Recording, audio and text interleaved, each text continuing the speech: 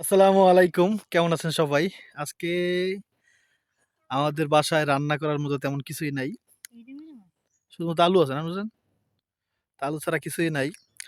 তো এজন্য চিন্তা করছি যে একটু মাছ ধরবো। এটাকে আমাদের অঞ্চলে বলে খুচইন। হ্যাঁ? আপনাদের অঞ্চলে কি বলে একটু বলবেন? তো এটা দিয়েই মাছ ধরার চেষ্টা করব। আর মাছ যে ধরবো, ছোট মাছ আরকি, হ্যাঁ? ওই যে পুঁটি মাছ, তারপর চিংড়ি মাছ যদি পাই ইনশাআল্লাহ। তবে কোনো কিছু তো খাবার-টাবার দিয়ে নেওয়া লাগে। কিন্তু খাবার দেওয়ার মতো কিছু নাই। এজন্য হচ্ছে কয়টা পোলাও ছিল, ওই পোলাও কয়টা দিয়ে দেই। দেখি। আল্লাহ ভরসা।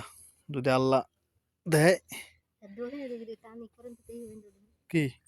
না, ওদিকে ধরা লাগবে না। এই জায়গায় আমাদের কত সুন্দর পরিষ্কার জায়গা। দেখি আল্লাহ ভরসা, হ্যাঁ? ওকে। বিসমিল্লাহ বলে নামি, আল্লাহ ভরসা। বিসমিল্লাহ। বিসমিল্লাহির রহমানির রহিম।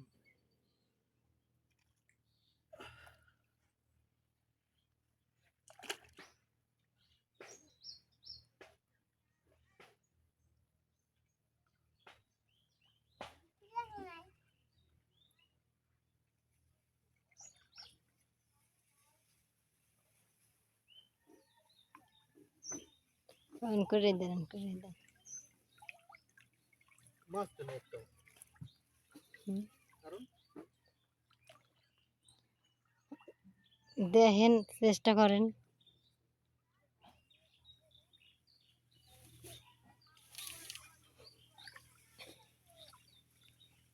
চেষ্টার ফলাফল আল্লাহ দেবে। খুবই অল্প নুরজান। ওড়ে না পুরি? দুই একটা। দেন লইয়েন দেখেন। এরকম তো হওয়ার কথা না। ওই রে। দুইটা মাছ উঠছে, দুইটা। কি করি কত? কি করা যায় এখন?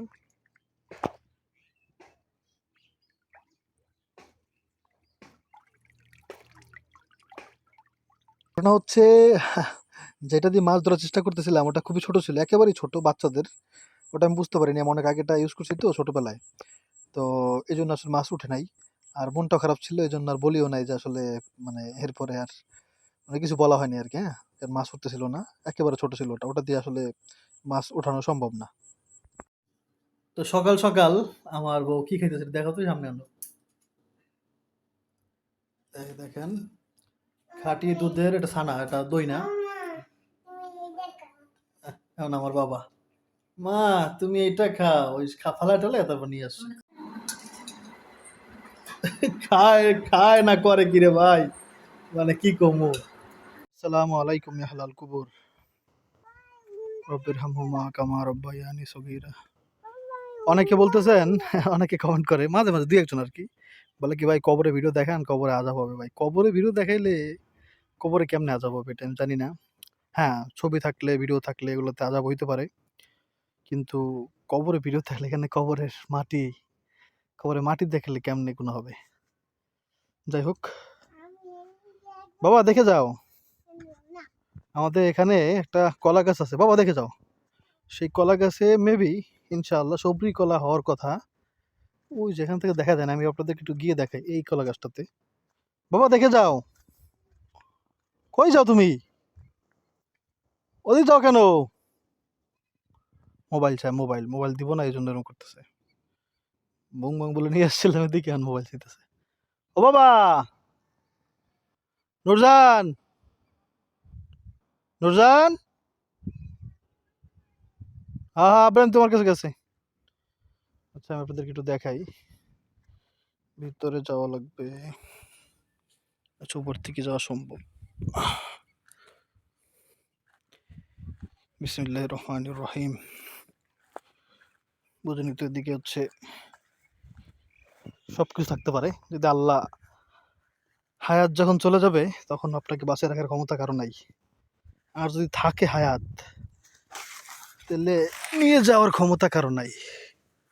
কই গেল কলা গাছ? এই যে,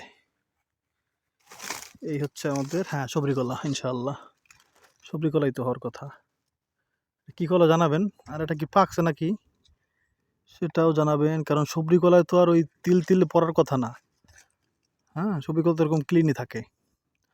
তো এটাকে কেটে ফেলবো কিনা একটু কমেন্ট করে জানাবেন।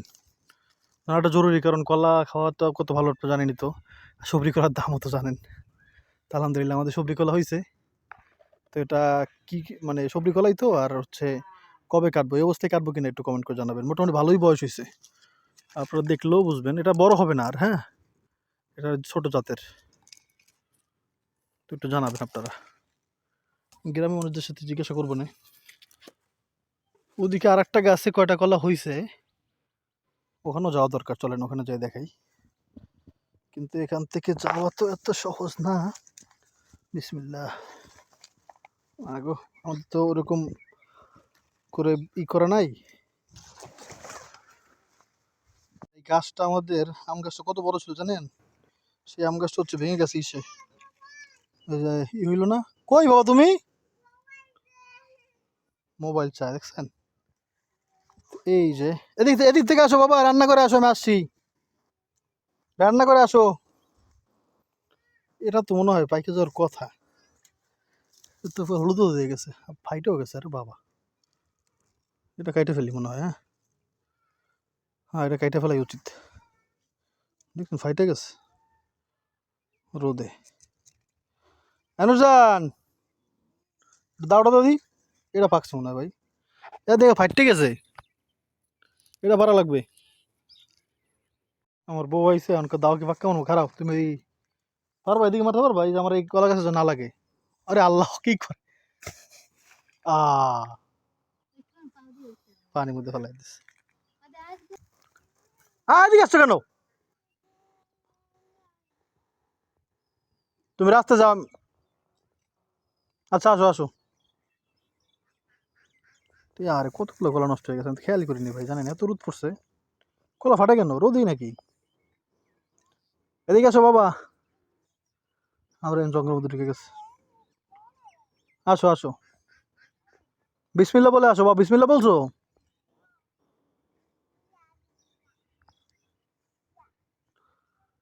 বিসমিল্লাহ বলো নাই? বলো তো, জোরে বলো তো। বিসমিল্লাহ। এদিকে আসো, দেখো কলা কাটবো, আসো। এই যে এখানে, এই যে হুম, অনেকগুলোই কলা নষ্ট হয়েছে, 3-4টা। হ্যাঁ আসো, কেটে ফেলবো। তুমি বিসমিল্লাহ বলো। বিসমিল্লাহ, কেটে ফেলছি। সামনে আর একটা কলা গাছ হয়েছে, এটা কি কলা গাছ? এটা বোধ হয় এই কলা গাছ হয়েছে। হ্যাঁ এটা আনাজি কলা গাছ মনে হয়, কাঁচ কলা গাছ। ও এটা নাও তো, হাতে নাও তো, কলা হাতে নাও তো। আমার বাড়ির গাবকে শক্তি দেখবেন, দেখেন মাশাল্লাহ। এইটা কেটে ফেলতে হবে। চলো আসো আসো বাবা আসো। এটা কি কলা কমেন্ট করবেন, মনে হয় আনাজি কলাই, লম্বা লম্বা যে। বাবা বলো, বাবার সাথে কাজ করতে হবে না? হুম, নিয়ে যাও নিয়ে যাও, মামার কাছে নিয়ে যাও। ওই যে মাম্মা বসে আছে, মামার কাছে নিয়ে যাবো না? খাবা না, আগে নাও, নিয়ে যাও।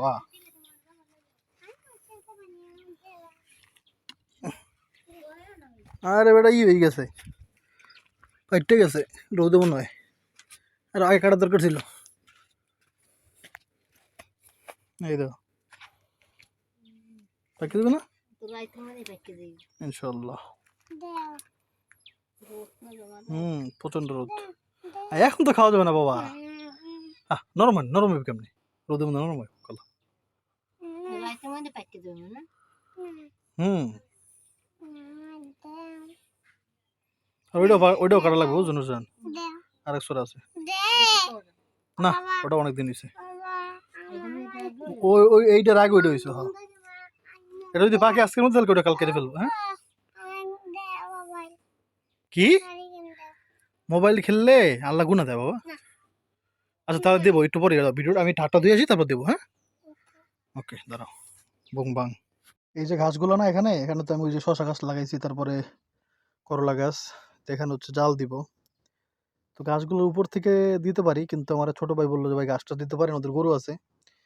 তো আমাদের এখানে যে পরিমাণ ঘাস আছে, এতে 1-1.5 হাজার টাকা এমনিতে দাম আছে। তো দাম নিতে চাচ্ছি না, যাক মানুষ নিক, মানুষ উপকার হোক। আমাদের বাড়ি ভরলে তো আর এই ঘাস হবে, ওনার দেওয়া সম্ভব না। তো এই জন্য টাইসন কলা খাবে না, তো এই জন্য নিতে আসবে। কি বাবা, আর এখান থেকে একটু সবুজ লাগে ঠিকই, কিন্তু জঙ্গল জঙ্গল লাগে, এজন্য এটা নিয়ে ফেললে মানে ভালোই হবে। ভাই ব্রাদার এসেছে কিছু খাবার নিয়ে, নাকি চোরাই মালায়? যাক, তাহলে ঠিক আছে, আমার রনির লাগে তাও তো। আল্লাহ, দে দে রনি কই, আসো আসো সম্রাট সাহেব। সের তো পারো না, ও সেই বছর খাইনি এখনো, এই বছর এই প্রথম খাওয়া হবে এটা। এখন যেহেতু লোক বেশি, এখন উচিত রনির আর সলেমান না খাওয়া। এখন তোরা তো খাইতে খাইতে আইসো, এখন আমরা তো মনে কর একটু কম খাওয়া। আগে একটা খাইছো না? তেহেত্তর শেষ আমি দেখছি না। ও হেয়া, আব্বা আব্বা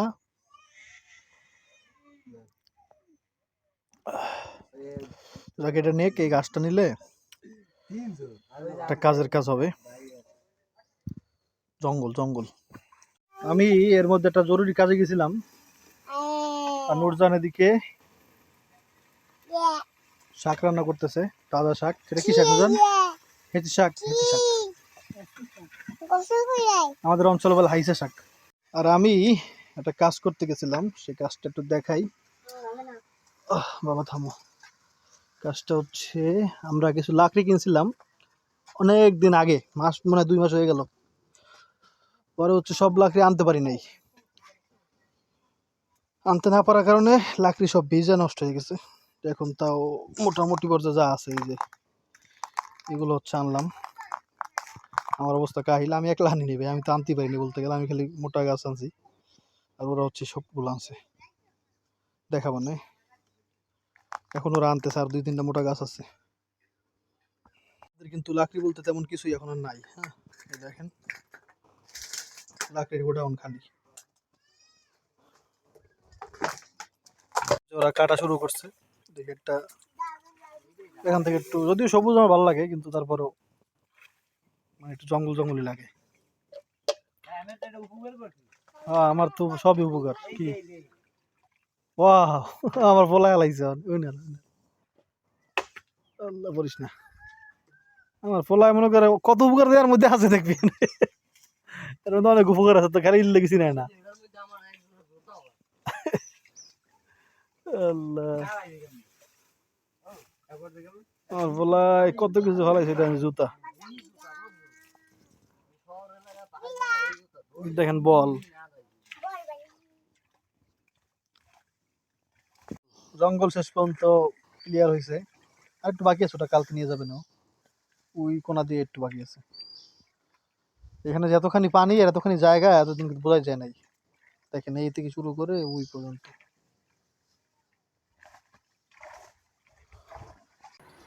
আপনাদের মনে থাকার কথা, একদিন বলছিলাম যে আমাদের মানে ডিম রান্না ভালো হয় না, মজা হয় না। তো ওটা সমস্যা হচ্ছে ভাতে।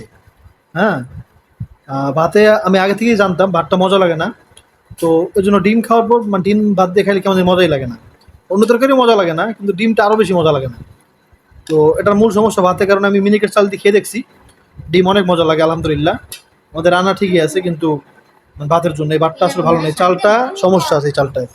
এটা হচ্ছে জিআরসি নাম, এই চালটার ভালো না। হ্যাঁ, তো আজকে হচ্ছে আলু ভর্তা, তারপর হচ্ছে ডাল, আর হচ্ছে চিংড়ি মাছ দিয়ে হেঁচি শাক। আলহামদুলিল্লাহ। ডাল আলু ভর্তা তো সবারই মজা লাগার কথা। কার কার পছন্দ ডাল আলু ভর্তা কমেন্ট করে জানাবেন। ডাল দাও বুঝলেন, নাড়া দিয়ে ডাল দাও।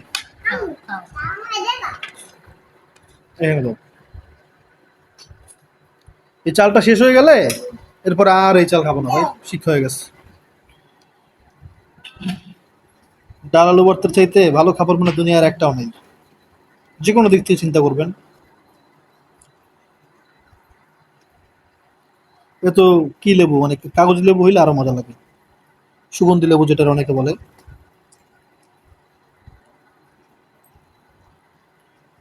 একটু নুন দাও তো।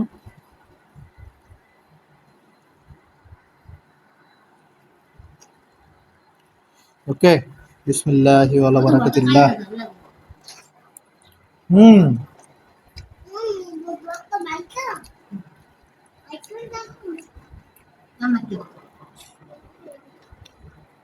আমার বাবা নিজে নিজে ভাত খাচ্ছে, দেখছেন? মাশাআল্লাহ বলবেন সবাই। যদিও খাবেন একটু পরে, কিন্তু তারপর খাইতেছে। মজা।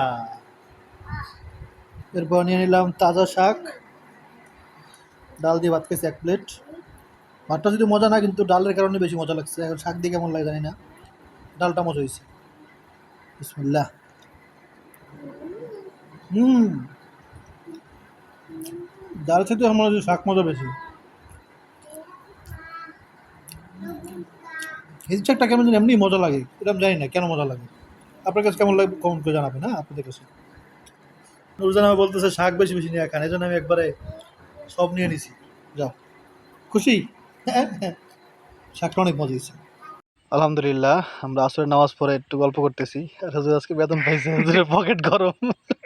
কয়টা বেতন কত? 4,000 আপনারা একটা কথা মনে রাখবেন, যার আল্লাহ যারে যাই দেয়, হ্যাঁ, তার জন্য পর্যাপ্ত করেই দেয়। অনেকে দেখবেন যে লাখ লাখ টাকা বেতন পায়, তার খরচ আবার লাখ লাখ টাকা হয়ে যায়। আবার অনেকে ওই যে হাজার হাজার টাকা বেতন পায়, তার খরচটা ওইরকম। আপনি মনে করেন না যে লাখ টাকা ইনকাম করতেছেন এর মানে আপনি অনেক সুখী, আর যে কম ইনকাম করতেছে সে অনেক দুঃখী। এই ভাবনাটা যদি আপনার মধ্যে আসে, তাহলে এই ভাবনাটা পুরোপুরি ভুল। এই টাকার মধ্যে যে বরকত আছে, আপনার ওই ১ লাখ টাকার মধ্যে ওই বরকত নাও থাকতে পারে। দেখা গেল যে আপনি ১ লাখ টাকা ইনকাম করলেন, মাসে আপনার খরচ হচ্ছে ৮০,০০০ ৯০,০০০ টাকা। হ্যাঁ, তা আপনি দিন শেষে মানে মাস শেষে আপনার হাতে কিছু থাকে না। এরকম অনেক মানুষ আপনারা আছেন, আমিও আছি, যাদের হচ্ছে দেখা যায় যে মাসের শেষে প্রথমে তো খুব বড়লোক বড়লোক ভাব, হ্যাঁ, কিন্তু মাস যখন শেষ হয়ে যায় তখন হাতের অবস্থা খুব কাহিল হয়ে যায়, হ্যাঁ, পরে ধারও করতে হয়। এই কি অবস্থা কার কার হয় একটু কমেন্ট করে জানেন তো ভাই, আমার সাথে রিলেট করেন একটু, যারা এই অবস্থা রিলেট করতে যারা পারতেছেন, আমার এই অবস্থা আর কি, হ্যাঁ। তো হুজুর হচ্ছে এই টাকা থেকেই হচ্ছে, হুজুর তো এখনো বয়স হয় নাই, আল্লাহ যখন বয়স হবে ইনশাআল্লাহ, পড়াশোনা শেষ হবে, তখন আরো ভালো বেতন হবে ইনশাআল্লাহ। আর হুজুরদের বেতন অবশ্যই বাড়ানো উচিত। এখন আমাদের যে নতুন আহ, ইয়া যে উনি যে ধর্ম উপদেষ্টা মেবি, উনি যিনি আছেন উনি অনেক হক্কানি আলেম, হ্যাঁ। উনি অবশ্যই ভালো ব্যবস্থা করবেন। হুজুরদের বেতন বাড়ানোর ব্যাপারটাও দেখতেছেন।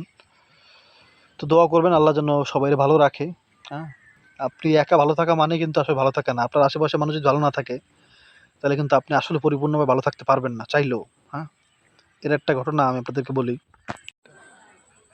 যেমন ধরেন, আপনি খুব ভালো ইনকাম করতেছেন, আপনি খুব ভালো আছেন, কিন্তু আপনার প্রতিবেশী ভালো নাই। আর এই প্রতিবেশী ভালো নাই, আপনি যদি আপনার প্রতিবেশীকে হেল্প না করেন বা তাদের বিপদে আগে না আসেন, এতে আপনার গুনাহ হবে অনেক বেশি। আপনি আল্লাহর প্রিয় বান্দা থাকতে পারবেন না জীবনেও। যদি আপনার প্রতিবেশী না খেয়ে থাকে আর আপনি যদি খেয়ে মানে খুব ভালো থাকেন, কিন্তু আপনি খোঁজ খবর নেন না, এই অবস্থা থাকলে আপনার ভালো কখনোই হবে না, আল্লাহ আপনাকে ভালো ভাববেও না কখনোই, হ্যাঁ। যেটা নবীজি আপনাদেরকে আমাদেরকে সবাইকে বলে গেছেন আগেই, যে কীভাবে প্রতিবেশীর সাথে ভালো ব্যবহার করতে হবে, প্রতিবেশীর সাথে কীরকম আচরণ করতে হবে, কী কী করতে হবে, সব কিছু কিন্তু আগে থেকেই বলা আছে। আবার একটা এই ঘটনার একটা উল্টো পিঠ আছে, সেটা হচ্ছে, যেমন ধরেন আপনি ইনকাম করে খুব ভালো আছেন, কিন্তু আপনার আশেপাশে সবার অবস্থা খুব খারাপ, তখন কিন্তু মানুষ যখন অনেক বিপদে পড়ে যায়, দেখবেন অনেক মানুষই হচ্ছে নিজের মনুষ্যত্ব হারিয়ে ফেলে। হ্যাঁ, মনুষ্যত্ব হারিয়ে ফেলে, অনেক অন্যায় করে ফেলে, দেখা যায় চুরি ডাকাতি এটা সেটা। তো মূলত দেখা গেল কি, যে যদি আপনি ভালো থাকেন আর কেউ ভালো না থাকে, তাহলে কিন্তু ওই সমাজে অন্যায় বেড়ে যাবে, ছিনতাই, তারপর হচ্ছে চুরি ডাকাতি বেড়ে যাবে, তখন কিন্তু আপনি ভালো থাকতে পারবেন না। আশা করি বুঝতে পারছেন। তো সবার ভালো থাকা উচিত, সবার জন্য সবাই দোয়া করবেন যেন আল্লাহ সবারই ভালো রাখে, তাহলে আপনি ভালো থাকতে পারবেন, আমি ভালো থাকতে পারবো ইনশাআল্লাহ। এ হচ্ছে আমাদের মসজিদের পুকুর। এখানে যদি একটা ঘাট বাঁধানো থাকতো, সুন্দর করে একটা ঘাট বাঁধানো থাকলে অনেক সুন্দর হইতো। অজু করতে এখন কষ্ট হয়, বিশেষ করে আমি একটু মোটা মানুষ, তো আমার তো বেশি কষ্ট হয়। আলহামদুলিল্লাহ, এই স্বাস্থ্যের জন্য অনেক খারাপ বলে, কিন্তু একসময় আমার স্বাস্থ্য খুব খারাপ ছিল, তখন আমি আল্লাহর কাছে দোয়া করতাম, আল্লাহ যদি একটু মোটা হইতে পারতাম। তো এখন আলহামদুলিল্লাহ স্বাস্থ্য ভালো হয়েছে। তারপরে এখন আবার এটা আবার খারাপ লাগে, হ্যাঁ। এটা আসলে আল্লাহ কি করবে, আমাদের শীত আসলে গরম ভাল লাগে, গরম আসলে শীত ভাল লাগে, মানে কি করবে। আমাদের সব জায়গায় সমস্যা, সমস্যার কোনো শেষ নাই।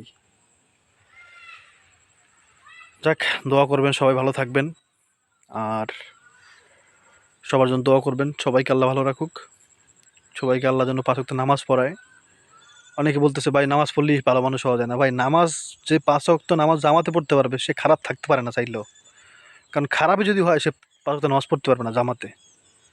এটা মনে রাখবেন, এটা প্রমাণিত বিষয়। কি ভাই, জি যে 5 ওয়াক্ত নামাজ পড়ে জামাতে, জি, চাইলেও খারাপ কাজ করতে পারে? জি না, কারণ সে অন্তরের ভিতরে অন্যরকম একটা থাকে।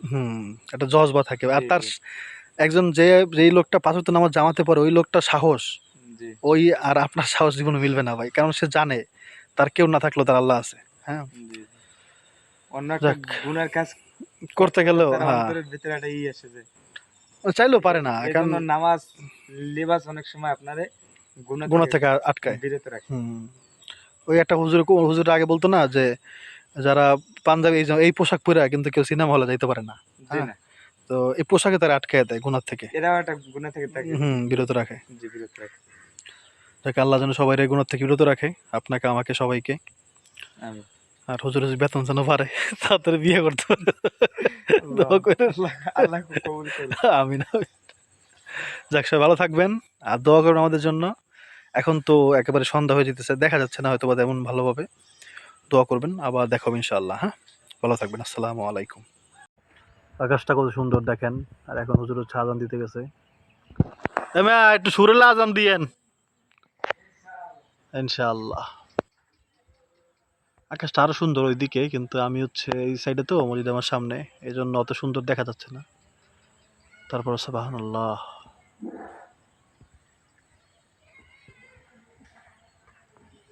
হুজুরের আজান শুনতে শুনতে বিদায় দিয়ে দেন আমাদের।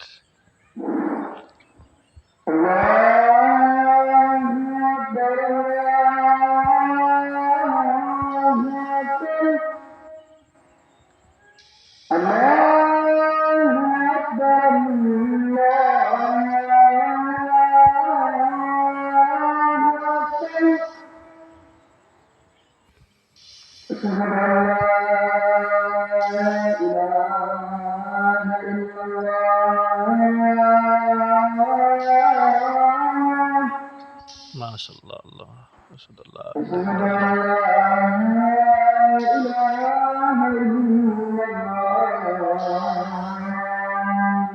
আশহাদু আল্লা ইলাহা ইল্লাল্লাহ।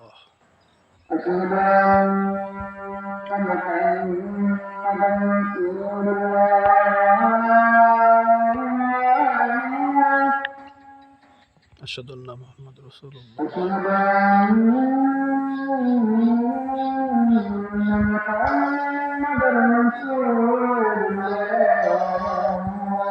আশহাদু আন্না মুহাম্মাদুর রাসূলুল্লাহ।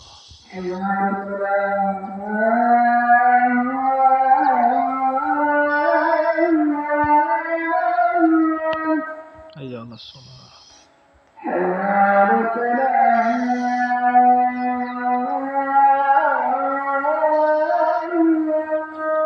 হাইয়া আলাস সালাহ।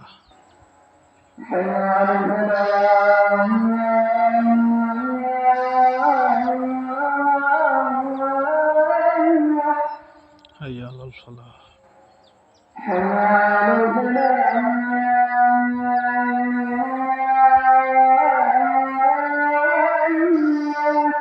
হাইয়া আলাল ফালাহ।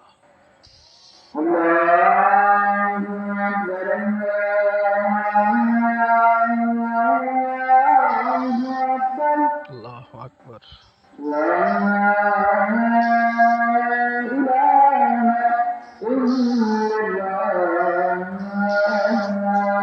লা ইলাহা ইল্লাল্লাহ। মারহাবা।